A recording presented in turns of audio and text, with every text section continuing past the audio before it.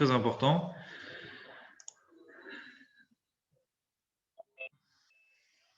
Un sujet très intéressant et important dans notre paracha, c'est les malédictions de Bilam qui vont se transformer en bénédictions.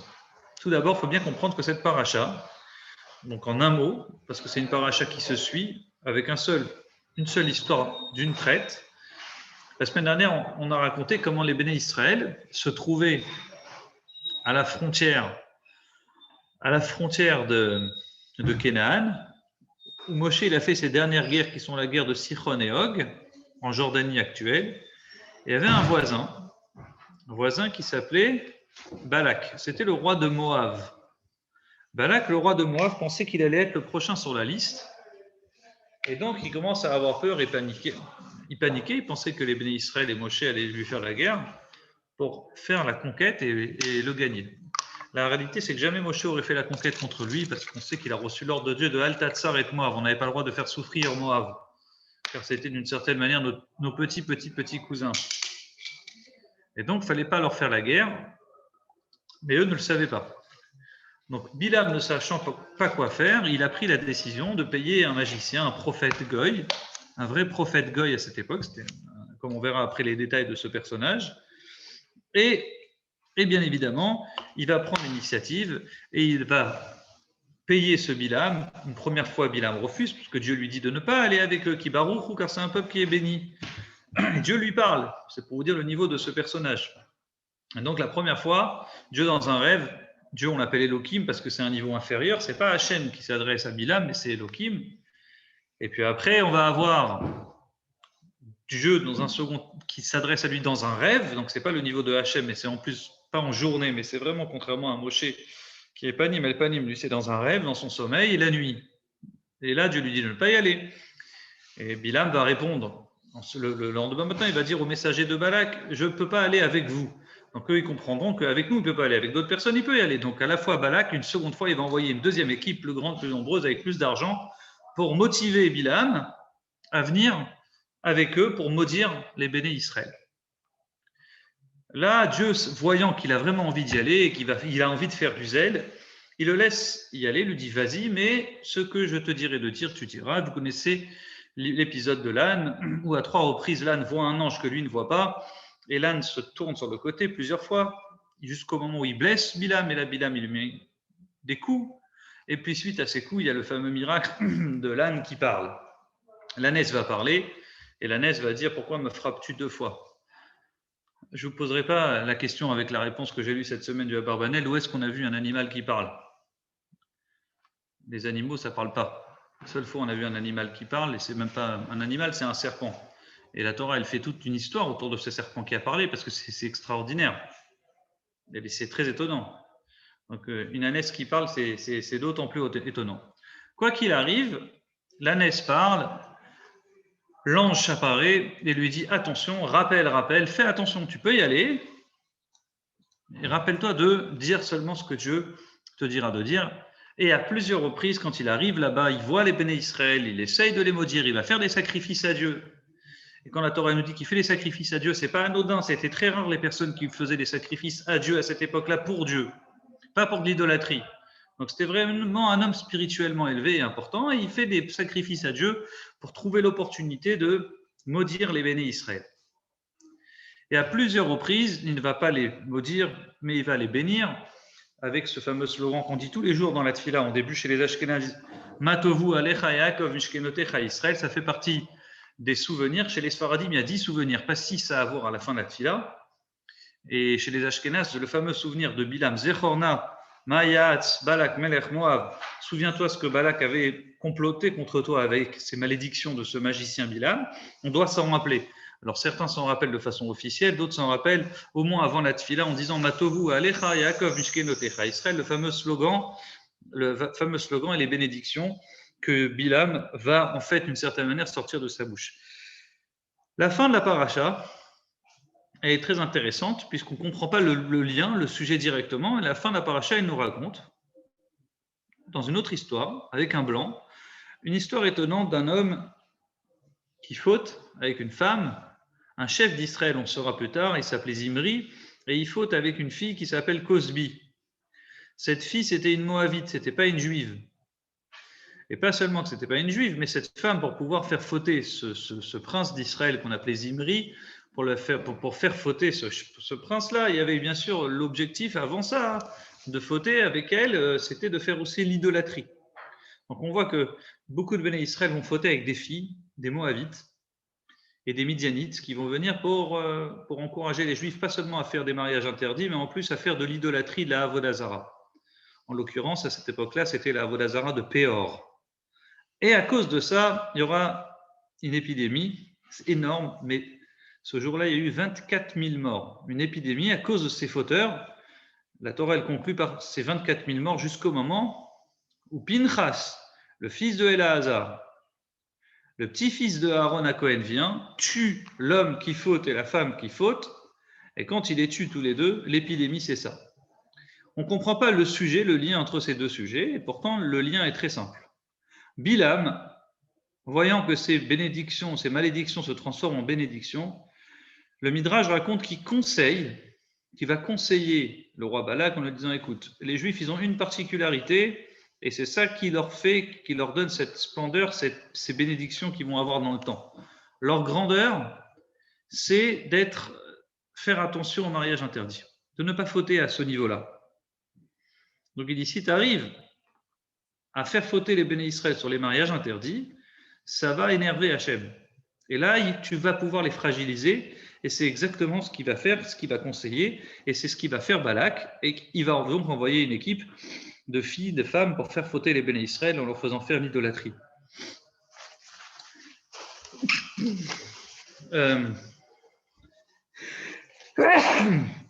Pardonnez-moi. Cette histoire, cette paracha, elle a une particularité parmi toutes les parachiotes de la Torah, c'est que la Gemara nous dit que toute la Torah, elle a été écrite par Moshe, et la paracha de Balak aussi, elle a été écrite par Moshe. Je vous pose la question simple. Même un enfant de 5 ans, il sait que la Torah, elle a été écrite par Moshe, et que je sache, la paracha de Balak, elle est écrite dans le Sefer Torah. Si la paracha de Balak, elle est écrite dans le Sefer Torah, quel est le chidouche de nous dire, ah, tu sais, même la paracha de Balak, elle a été écrite par Moshe. Comment on peut imaginer le contraire? La réponse, c'est que cette paracha, c'est la seule, depuis le début jusqu'à la fin, sauf la dernière partie que je vous ai racontée, où les Béné Israël ne sont pas acteurs de l'histoire. En d'autres termes, dans toutes les parachiotes, les Juifs ont vécu le moment. Donc, d'une certaine manière, c'est évident que quand Moshe il a écrit par prophétie, les Béné Israël ont vécu cette histoire. Donc, c'est une évidence que c'est une Torah qui a été écrite par Moshe. Or, cette paracha, vu qu'elle se passe que entre Goïm, c'est-à-dire que c'est un roi Balak qui appelle Bilam, qui demande de maudire. Ensuite, la négociation qui se fait entre les deux, les sacrifices qu'ils font, la malédiction qu'il essaye de donner qui se transforme en bénédiction, tout ça, c'est une histoire qui se passe alors que les Béné Israël ne sont pas acteurs de l'histoire, ils sont juste là présents, et la Torah, elle nous raconte des histoires de personnes qui regardent, qui observent les Béné Israël au loin. Et donc, on aurait pu imaginer que ça n'a pas été écrit par Moshe. Peut-être c'est quelqu'un qui a raconté à Moshe, Moshe l'a réécrit dans la Torah. Alors la Gemara nous dit, même cette paracha de Balak, c'est Hachem qui l'a dit après prophétie à Moshe de l'écrire. Donc on voit ici une histoire où pas seulement que les Béné Israël sont protégés par Hachem, c'est-à-dire comme à l'époque des Égyptiens où on a des ennemis qui veulent nous attaquer, mais même quand on a des gens qui nous attaquent pas, qui nous attaquent de manière subtile sans même qu'on soit au courant, alors Hachem est là pour déjouer leur complot, et ça explique pourquoi on doit se rappeler de cet épisode, en l'occurrence le matin, ou d'après les Sfaradim à la fin de la Tfila, en disant Matovu Alecha Yaakov Mishkelotecha Israël, en rappelant ces bénédictions qu'Hachem a données au peuple juif. Parlons d'abord de Bilam dans un premier temps du cours, et puis ensuite on parlera du bon œil et du mauvais œil. Zé leumat zé asa Elokim. Hachem, il a fait une chose et il a fait son contraire. Tout ce qu'il y a dans la Kedusha, dans la sainteté, existe dans la Klippa, dans l'écorce. La Gemara nous raconte que à l'époque, l'idolâtrie fonctionnait. C'était quelque chose qui marchait. C'est-à-dire celui qui croyait vraiment, celui qui se prosternait, c'était une force du mal qui marchait. Et on dit, pour contrecarrer la Avodazara, Hachem nous envoya des prophètes. Puis le jour, comme je vous avais raconté une fois, où les Béné Israël ont prié à Hachem de retirer la Avodah Zarah parce que ça avait un pouvoir trop fort, l'idolâtrie. On dit, Anshe Knesset Agdola s'était réunis, on prié Dieu pour dire Hachem, stop, retire-nous la Avodah Zarah du monde. Quand ils ont prié, ils ont retiré, raconte la Gemara, alors Pascal et Vuatan Bé Israël. La prophétie chez Israël a cessé d'exister. Parce qu'effectivement, tout ce qui existe dans la sainteté existe dans la clipa. Le jour où tu retires cette écorce, tu retires le mauvais, l'idolâtrie, alors tu retires aussi la prophétie. Les Goïms ont eu 7 prophètes, dit le Midrash. Bilam, c'était un des 7 prophètes, et c'était même le 7e. Et comme vous connaissez l'adage que Kolashvin, Chabivin, tous les 7e sont les meilleurs, vous savez que Bilam, parmi tous ces 7 prophètes, des Devim, ce n'était pas juste des magiciens ou des grands idolâtres, c'était des vrais prophètes.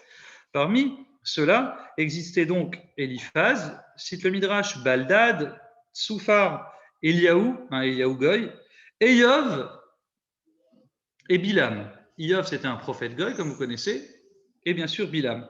Et Bilam, c'était le dernier, le 7e de ces 7 prophètes que les Goïms ont hérité.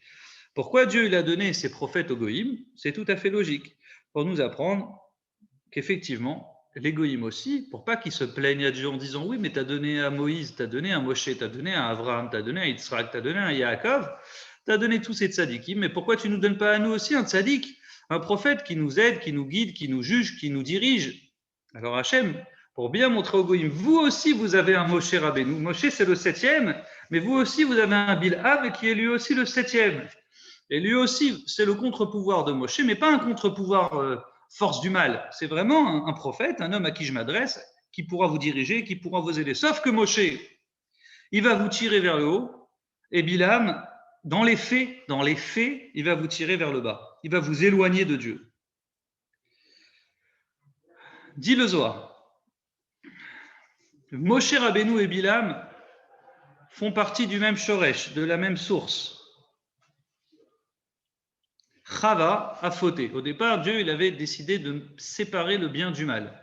Il y a le bien et il y a le mal. Le problème, c'est depuis la faute de Etz Hadat, la faute du fruit interdit.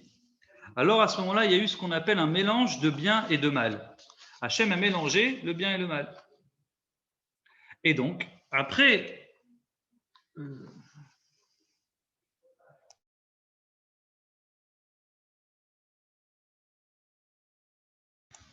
Alors, depuis, après la faute de ce Vaudor, après la faute de Etz Hadat, Hachem a mélangé le bien et le mal, et on dit Adam Arishon a eu 2 enfants.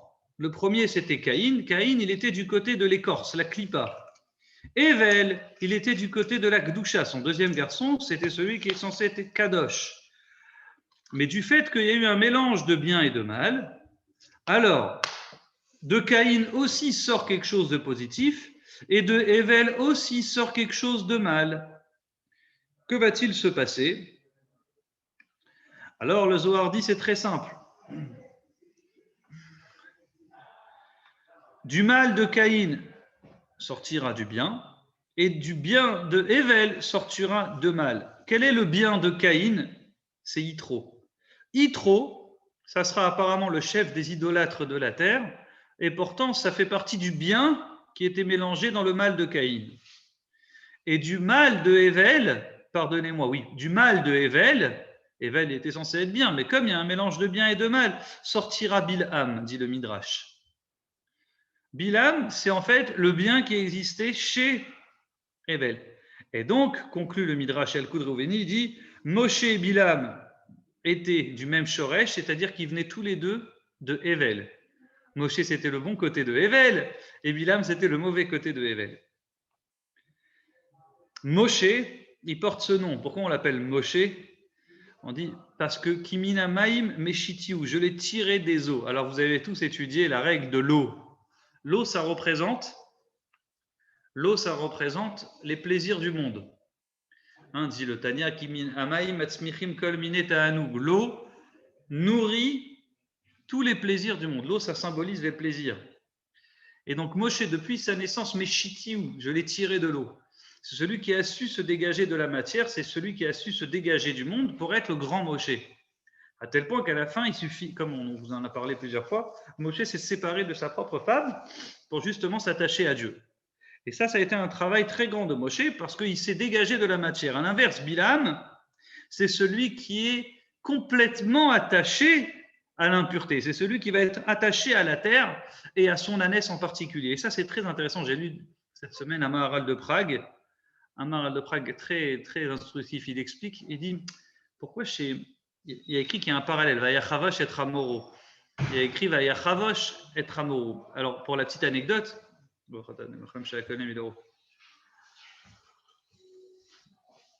c'est notre ami. Alors, ce chidouche est très intéressant. Le Maharal de Prague, il dit, il y a un parallèle entre Bilam et Abraham. Bilam, il se lève le matin très tôt pour aller maudire le peuple juif, fier de lui que Dieu accepte qu'il parte. Alors, Vayachavosh, il se lève le matin, Vayachavosh est à tonneau et il a attelé son ânesse. Genre, il s'est dépêché pour partir. À l'inverse, alors Rachidi, tu vois, cette envie, pas seulement cet empressement, mais cette précipitation de Bilam pour montrer qu'il est prêt à tout faire, soi-disant, pour écouter Dieu, soi-disant, mais en fait avec la volonté de maudire le peuple juif, ça aurait pu être interprété d'une manière positive. Alors, dit Rashi, au nom du Midrash, on retrouve, Dieu dit dans le ciel, que Abraham a fait la même chose que Bilam, mais en mieux. Abraham, lui aussi, Vayachavosh et Ramoro, il a attelé son âne. Il s'est levé tôt le matin. Vayashkem Abraham Baboker. Abraham s'est levé très tôt le matin. Lui aussi, et il a attelé son âne. Donc, sous-entendu, Abraham, il a fait mieux. Pourquoi ? Parce qu'il n'a pas juste attelé son âne en se levant tôt le matin. Il a fait ça pour faire Akedat Yisrak. Et ça, c'est beaucoup plus fort. Être prêt à obéir soi-même à Dieu, c'est bien, mais être prêt au détriment de ton propre fils, ça, c'est encore mieux. C'est-à-dire que Bilam, il s'est levé tôt le matin. Il a attelé tout seul son ânesse, c'est bien. Mais il l'a fait que pour lui. Que Abraham, il s'est levé tôt le matin pour obéir à Hachem. Il a attelé lui personnellement son âne sans demander l'aide de personne. Il avait plein de serviteurs et pourtant il l'a fait lui personnellement. Mais c'est mis plus en valeur, un, parce que c'est le premier. Abraham, dans l'histoire, 400 ans avant Bilam quand même.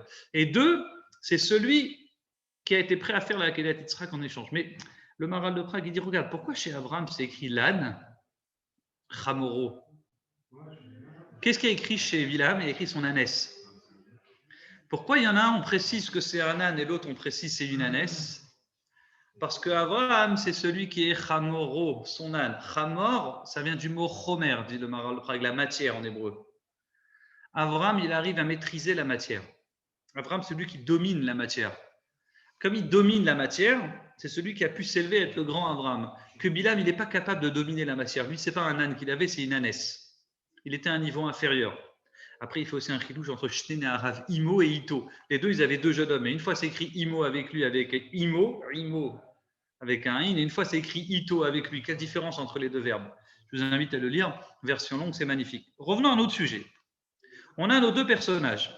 On a donc Moshe et Bilam, qui sont les 7e prophètes tous les deux, et on a des deux côtés, ils viennent la même source qui est Evel, sauf qu'il y en a un, il est du mal caché Evel, et l'autre c'est le bien. Moshe, il est tiré de l'eau, il est dégagé de la matière, que Bilam, il est dans l'impureté la plus totale.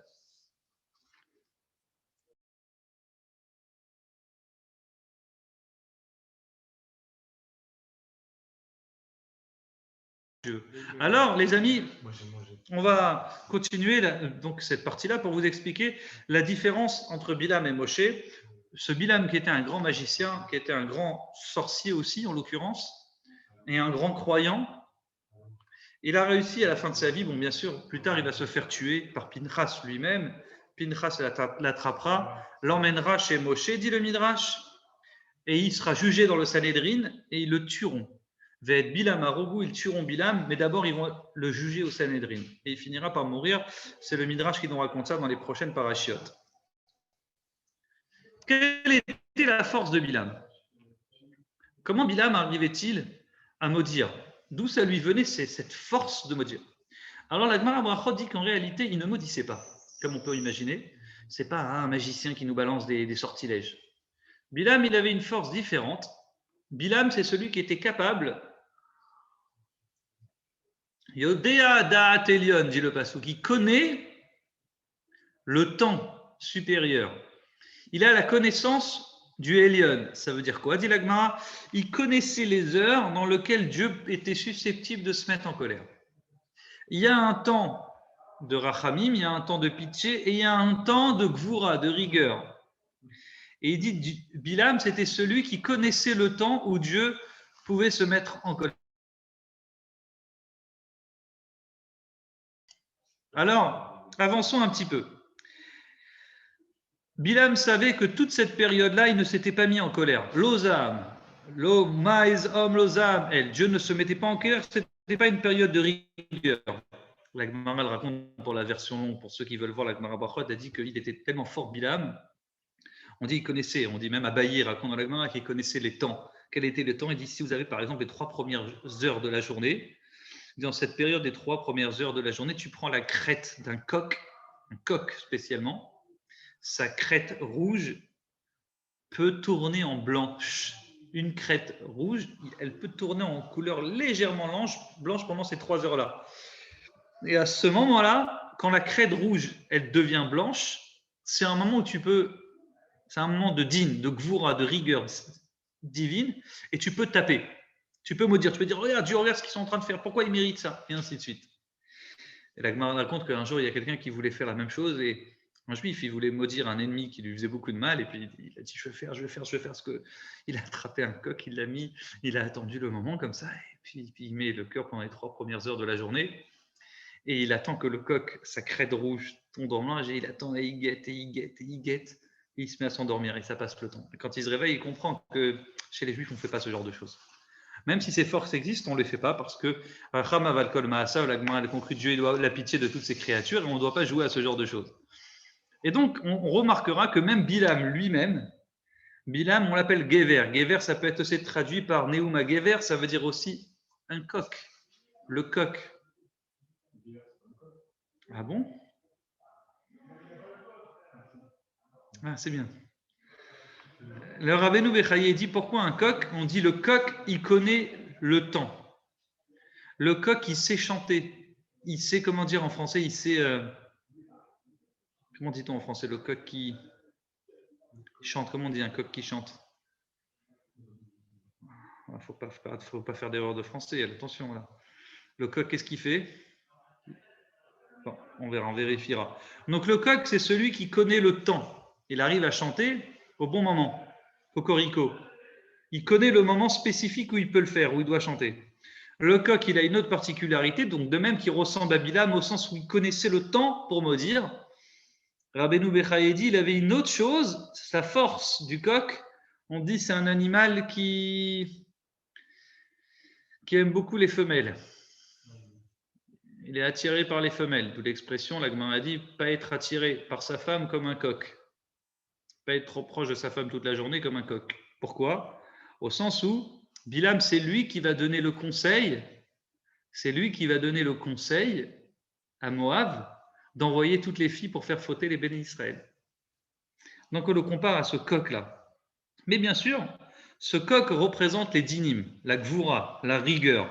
Et donc il savait à quel moment taper sur le béné Israël, prendre la rigueur de Dieu, le moment spécifique où Dieu il est en justice, en rigueur, et utiliser le bon moment pour frapper sur les béné Israël. D'ailleurs, je ne sais pas si vous avez fait attention, qu'est-ce qu'on fait avant Kippour? Certains prennent un coq, n'est-ce pas? Donc, d'autres prennent des ours pour se faire pardonner. Mais il y en a qui prennent un coq. Pourquoi le coq? Le coq, c'est le symbole de la faute, mais on dit le coq qui représente la rigueur. Et nous, qu'est-ce qu'on fait avant Kippour?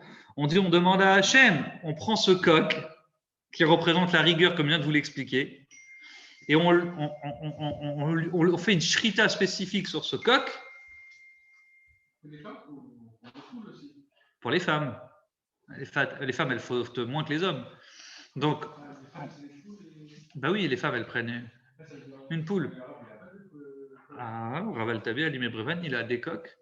Il a des coqs et des poules. Des coqs pour les mâles, pour les garçons, et des poules pour les filles. Bien sûr, bien sûr. Alors, on prend ce coq-là qui représente la rigueur et on va lui faire la shrita pour montrer à Hachem de nous juger positivement. Parenthèse fermée. Revenons à notre sujet. Donc ici, qu'est-ce qu'il fait? Pinchas, à la fin de notre paracha, il n'arrive pas à maudire le peuple juif, il n'arrive pas à utiliser ce moment spécifique pour maudire le peuple juif. On verra après pourquoi le Haïnara, le mauvais œil de Bilam ne fonctionne pas. Donc il va passer au plan B en envoyant les filles pour faire fauter les Béné Israël. Et donc la paracha conclut, Pinchas a vengé l'honneur de Dieu. Et nous dit la paracha, l'eau qui litie les Béné Israël. Je n'ai pas détruit les Béné Israël grâce à ce Pinchas qui a su tuer le fauteur et la fauteuse, qui fautait, bien sûr, en mariage interdit. Grâce à quoi? Parce qu'à ce moment-là, c'était un moment de justice et de dinim. Hachem n'a pas supporté ça. C'est pour ça qu'il y a eu 24 000 morts, ce qui est énorme. Même la fois dernière, je vous ai parlé de l'épidémie, il y a eu 14 700 morts. Là, il y en a eu 24 000. C'est la plus grande épidémie qui s'est passée dans le désert. Il n'y a pas eu plus de morts. 24 000 morts. Dis-toi qu'ils étaient 603 550 hommes. Ça fait quand même beaucoup. Donc, on a exactement 24 000 morts qui sont morts, 24 000 personnes qui sont mortes. Et bien sûr, dit la paracha, qu'est-ce qu'il fait Pinchas? Il a retiré la rigueur d'Hachem. Vélo qui litié de Béné Israël Bekinati. J'étais en mode kina, en mode vengeance, en destruction. Et grâce à Pinchas, qui a agi avec un moment de dureté dans une période de dureté, il a calmé ma dureté à moi et j'ai sauvé le reste des Béné Israël. Passons au sujet qui vous intéresse tant. C'est le sujet du Haïnara du mauvais œil.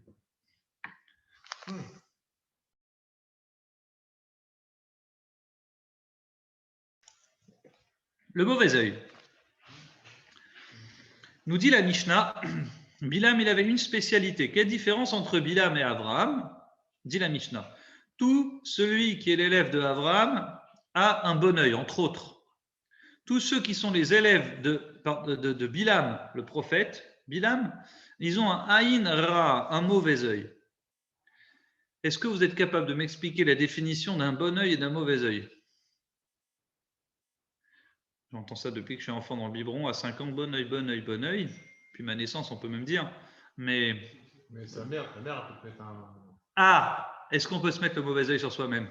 Oui, bien sûr. On va en parler tout de suite. Alors, c'est vrai que si je n'avais pas prévu de faire un cours pour les Tunisiens à la base, mais vous allez voir que, non, souvent les gens me disent, est-ce que ça existe vraiment, le Haïnara et tout? La réponse, c'est ça existe, mais il ne faut pas mettre la tête dedans.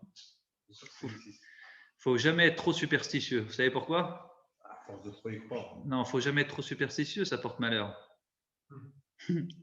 Alors, dis la chose suivante. Aïn Ra va Aïn Tova. Il y a le mauvais œil et le bon œil. Une des qualités des élèves de Abraham, c'est le bon œil. Une des qualités qui est en fait un défaut de Bilham, le prophète Bilham, dit la Mishnah, c'est son mauvais œil. Tov Aïn ou Yevoar, celui qui a un bon œil sera béni. Et donc, parlons de ce mauvais œil. Souvent, Bilham voit avec ses yeux, dit la paracha Vaïssa, Bilham est Enav. Bilham a levé ses yeux. Vaïar, il a vu. Et à plusieurs reprises dans notre paracha, Bilam est debout sur la colline pour maudire le peuple juif avec ses yeux. Il regarde, il voit, dit Rashi, Bikesh leachnis baem einara, il a voulu rentrer en eux le mauvais œil. Et conclut le pasuk, quand il voit les Béné Israël shochem nishvatav, il voit le campement des Béné Israël par tribu. Il dit Rashi, il voit que toutes les tentes sont posées, organisées de sorte à ce que ça ne devienne pas un camping où c'est du grand n'importe quoi, mais c'est chaque tente est tournée vers le dos de la tente de son ami, de sorte à ce que personne voit, ou même à la possibilité de voir ce qu'il y a dans la tente de son voisin. Il n'y avait pas de vis-à-vis. Quand il voit ça, dit Rashi, Vatei ala vroach Elokim ala belibo shelo yekalelam, il a compris qu'il ne pourrait pas les maudire. Ça veut dire qu'il vient avec son mauvais œil, et quand il voit le campement des Béné Israël, que chacun réside de sorte à ce que personne voit l'autre, là, il ne peut plus les maudire. Qu'est-ce que c'est que cette histoire du bon œil et du mauvais œil? Est-ce que le bon œil existe? Apparemment, on dirait oui. Dit la Mishnah, continue. Écoutez bien, très intéressant. Quel est le pire des chemins qu'un homme doit s'éloigner? C'est Aïn Ra, le mauvais œil. Alors, je vais vous donner la définition du mauvais œil. C'est une définition d'un Rishon qui s'appelle Rabbeinu Yona. Parce qu'il y a. Pardon? Parle plus fort.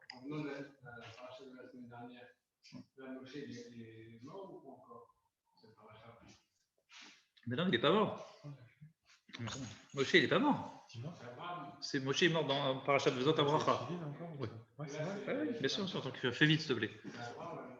Exactement. Rabbeinu Yonah dit la chose suivante. Je vous donne la définition. Tu dis Abraham, il est mort, bien sûr. Dans notre parachat, tu parles chronologiquement. Abraham est mort, bien sûr. Là, Moshe est encore présent. Rabbeinu Yonah dit la chose suivante. Écoutez bien, c'est très important. Qu'est-ce que c'est que la définition d'un bon œil? Retenez la définition parce que souvent on vous la demandera. Je cite ces mots, ça va être tellement plus clair. Pirouche, Misheno Samear Bechelko, celui qui n'est pas content de ce qu'il a, c'est-à-dire qui se dit j'ai moyen, un petit peu, il vit correctement, mais il n'est pas content de ce qu'il a.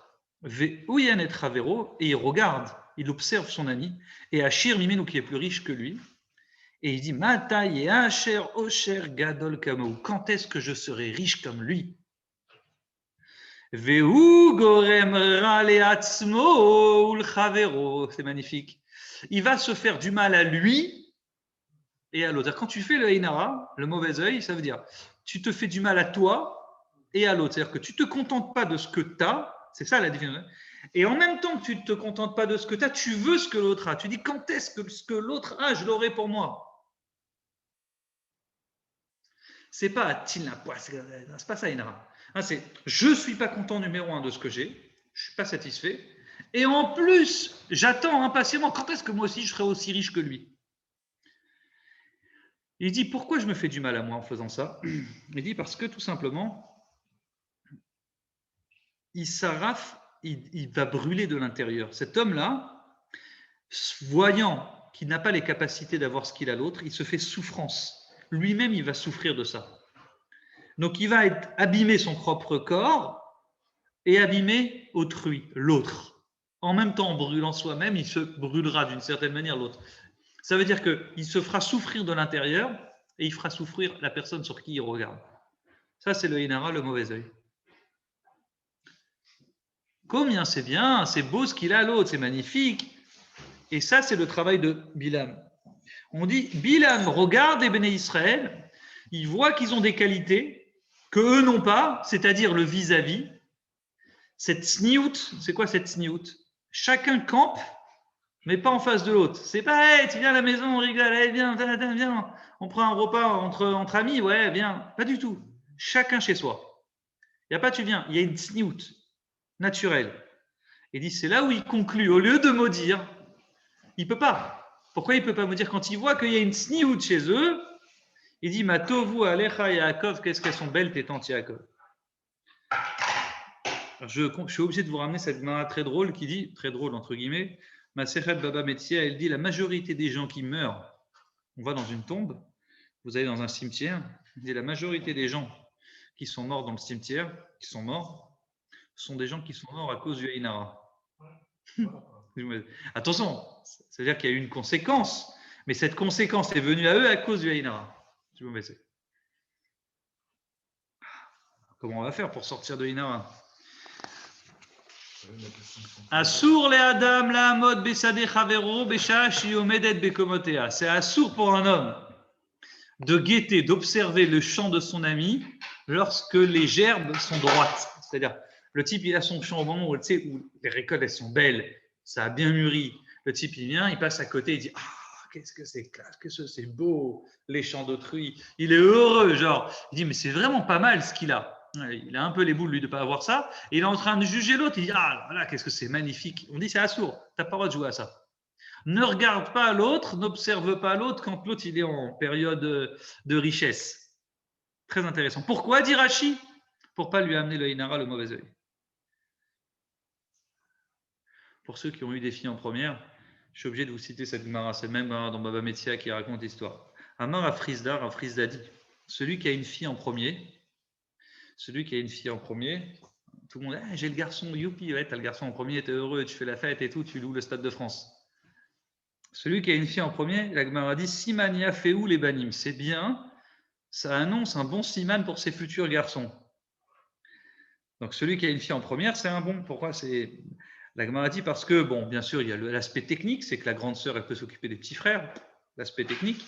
Mais à part ça, elle dit, deuxième raison de la Gemara, très drôle, Des lo shalte bainabisha, parce qu'il n'aura pas de mauvais œil. Tu sais, le type, il a son garçon, tout le monde dit ah, le garçon, la classe, la classe. Tout le monde dit, tout le monde, à premier coup, garçon, c'est magnifique, tout le monde lui met le mauvais œil. Il dit, quand tu as une fille en premier, tu as moins de Mazal Tov. Tu as les garçons, tout le monde te fait le chèque, la Brit Mila, ils te font les beaux cadeaux. Tu as une fille, ils t'achètent un bracelet, tu vois. Et quand tu as la fille, tu n'as pas le mauvais œil. Après, ça peut aller tranquille pour les garçons. Exactement. Non, ça veut dire que la fille en première, elle empêche le mauvais œil pour le garçon qui va arriver après. Vous avez compris la chokma ou pas? Bon, c'est très drôle, c'est pour ça que je voulais. Halachiquement, ça se traduit très simplement. Dans la halakha, vous avez un cas concret. Ça, je ne vous l'invente pas, c'est un truc très connu dans le Shulchan Aruch. On n'a pas le droit, par exemple, d'appeler deux frères à monter à la Torah les uns après les autres. On n'appelle pas un fils et son père juste après. Un père et un fils à monter à la Torah l'un après l'autre. Tu fais une coupure. Tu amènes par exemple le fils, après tu fais passer le tonton ou le tonton du côté de la mère, et puis ensuite tu fais passer ton père. Mais on ne fait pas fils-père ou deux frères l'un après les uns après les autres. Pourquoi? Parce que ça amène le mauvais œil. Les gens vont dire ah, quelle belle famille. T'as vu le fils, le petit-fils. Ah là, quelle magnifique famille. Mauvais œil. C'est fou. Non, ça veut dire, c'est pas tout le monde est comme ça. Rappelle-toi toujours la définition de Rabbeinu Yonah. Imagine-toi que dans la salle, tu as un type qui n'a pas de garçon. Il n'a pas. Et lui, il voit l'autre qui passe avec ses 7 garçons. 1, 2, 3, chacun monte à la Torah les uns après les autres. T'imagines? J'ai pas. Pourquoi lui? J'aimerais avoir comme lui. C'est cette définition du Haïnara qu'il faut retenir. Ça, c'est des exemples, mais quand tu regardes, il y a plein d'exemples comme ça. Après, c'est pareil. C'est pareil pour ceux qui donnent le don. Quand ils font des appels au don, celui qui va donner le plus, les gens ils vont regarder, ça aussi, c'est qu'il a. Tu vois ce que je veux dire? Ah, mais tu as tout à fait raison. En vrai, quand tu regardes. Un type qui n'a pas d'argent, tu viens dans une synagogue de pauvres. Hein, d'accord? Tu vas, je ne sais pas dans quelle ville pour ne pas donner de nom. Et toi, tu viens, tu as fait coco cette année-là, et tu commences à faire 1000, 2000, c'est les dons de 26, et toi, tu commences à faire le beau à 2000, 3000. Oui, c'est un moment de situation de Haïnara. C'est-à-dire que si. Pas la Varenne, c'est comme ça. Oh, non, s'il te plaît. Alors, ça peut être pareil pour celui qui a que des garçons. Et celui qui a des filles, il peut être aussi jaloux.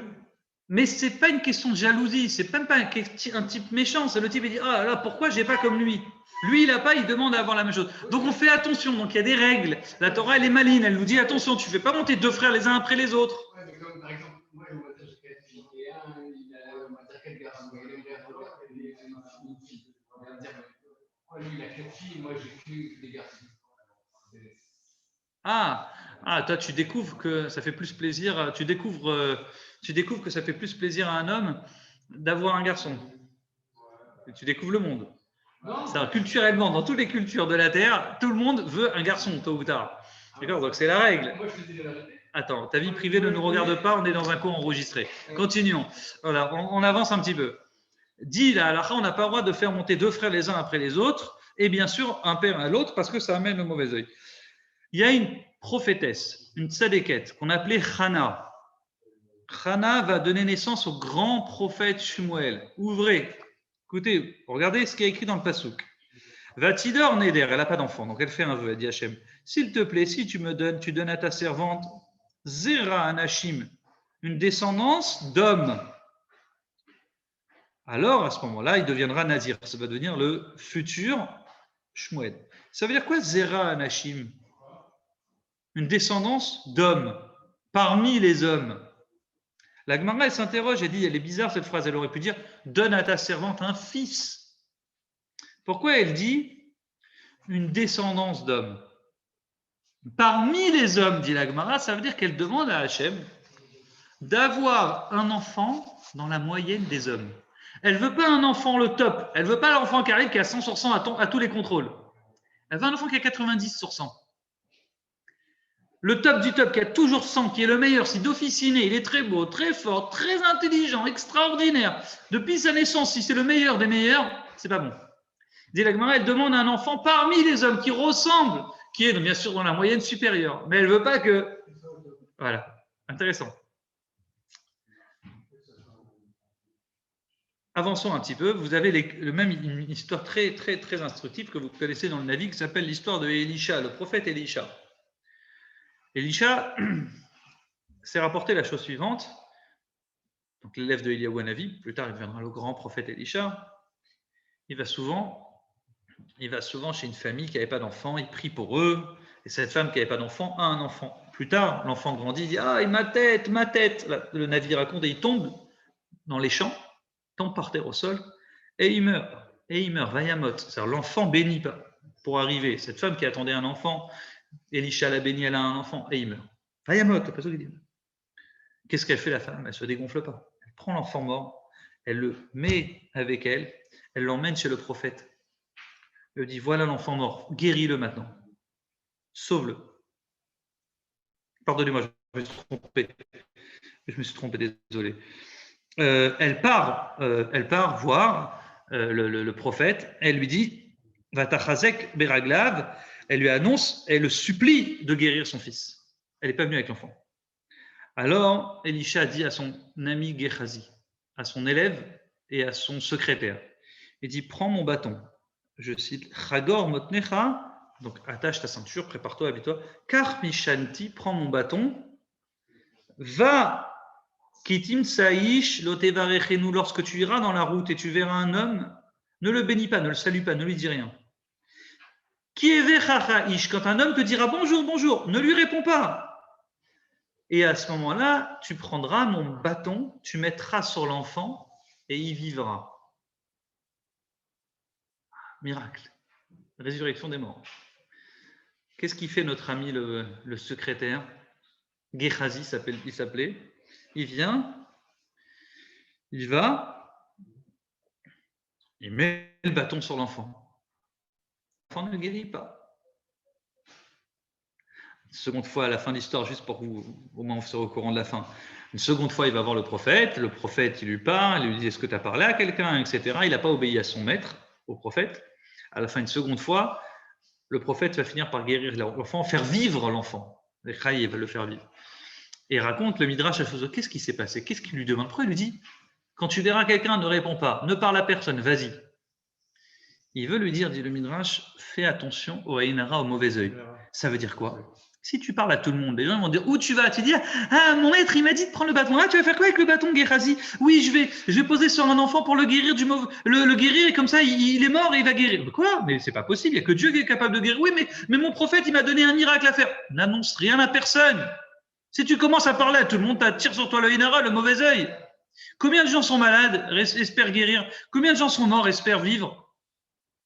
Tu te tais, tu es muet, tu vas dans la route, tu dis rien, ni bonjour, ni au revoir, tu avances et tu guéris l'enfant. Tu parles au milieu, tu poses des questions, tu commences à taper la causette avec les gens, ça ne marchera pas. Et c'est exactement ce qu'il a fait. Il parlait aux gens. Les gens lui ont parlé, ils ont discuté avec lui, et il a attiré sur lui la haïnara. C'est fou, hein? Avant de conclure avec les dernières histoires, vous parler comment on va faire le Haïn Tov, le bon œil. Ça, c'est très intéressant. Le Haïnara, on a une dernière histoire sur le mauvais œil, c'est Léa. Vous avez remarqué, je vous ai fait en désordre chronologique. Léa, notre mère, elle a eu 6 garçons. Mais avant d'avoir 6 garçons, elle en a eu 4. Et quand elle a eu le 4e garçon qui s'appelle Yehuda, le Passouk dit « Apam odéet Hashem », cette fois elle dit « Je remercie Dieu ». Et Vata Amon Miledet, elle s'est arrêtée d'enfanter. Que s'est-il passé? 4 femmes, Yaakov avait 4 femmes. Il a eu 12 garçons. Mathématiquement, chacune aurait dû en avoir 3. N'est-ce pas? Donc elle a Réhouven le premier, Léa. Elle a Shimon, deuxième, Lévi. C'est normal. Yehuda, dès qu'elle a eu plus que la norme, elle a eu son 4e garçon, elle a dit, ah, pas modèle, cette fois je peux remercier Dieu. Ah, j'ai eu le top du top du top. Elle a eu tellement le top du top, dit Rabbeinu Bechaye. Elle s'est amenée le haïnara sur elle-même. Pourquoi tu commences à dire je suis la meilleure? J'ai eu le 4e. Ah, j'ai eu mieux que ce que j'aurais dû avoir. J'aurais dû en avoir que 3, j'en ai 4. Ah, c'est beau.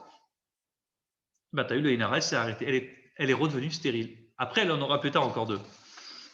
C'est extraordinaire. Petite dernière histoire pour la route, ça va être très intéressant. On dit au moment où le Mishkan il a été inauguré, au moment où le Mishkan a été inauguré, Elisheva, la femme de Aaron, elle disait quelle classe, mon mari Cohen Gadol. mon beau-frère Moshe, le roi, mon fils Elazar, mon fils, le vice Cohen Gadol, mon petit-fils Pinchas, lui c'est le Cohen qui va en guerre, Meshuach Milchama, mon frère, Narshon Ben Aminadav, c'est le premier qui amène les sacrifices inauguraux au temple. Tout était beau dans le meilleur des mondes. Elle s'est amenée le Haïnara surtout sur elle-même et on dit ces deux garçons ils vont mourir Nadav et Avihu le jour même. Les louchot, les tables de la loi. Les premières tables, elles ont été données avec bruit. Tout le monde a applaudi, tout le monde a dit bravo les louchot, les tables de la loi, c'est les meilleures, c'est extraordinaire. Les meilleures tables de la loi on a reçues, n'est-ce pas? Moshe il descend, magnifique, le monde entier attend les louchot. On arrive, il y a tellement de bruit, ça s'est fait avec tellement d'ambiance qu'il y a eu le vaudor, Moshe il a fini par les briser.